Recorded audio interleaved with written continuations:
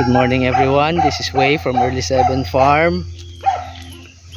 It's been a while since I was able to post some happenings dito sa farm, but now I will try to get back to it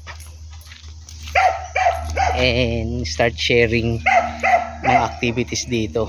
Mahirap lang kasi yung nagtatrabaho tapos nagbibideo rin.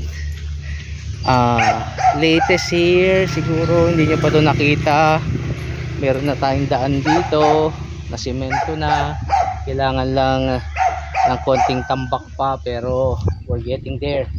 So maraming improvement dito, slowly, not fully improved pero slowly, kung saan yung would make efficient for us to do our work here at the farm.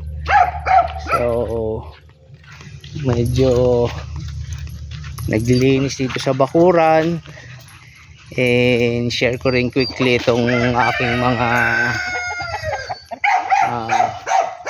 Orpingtons. Marami tayong Orpingtons dito. Maraming lumabas na breeders sa mga Orpingtons. There are a lot of Orpingtons, buff Orpington rooster. So this one is a very handsome rooster.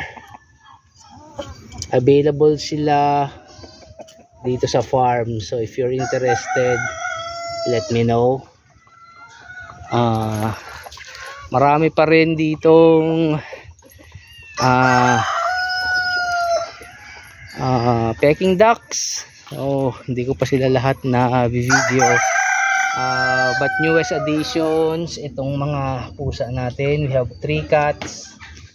They were born here at the farm, and now they're starting to help us catch some mice. They are yun muna for now, and hopefully I can continue to post some updates here at the farm. Please do like, subscribe, and share our page. Thank you.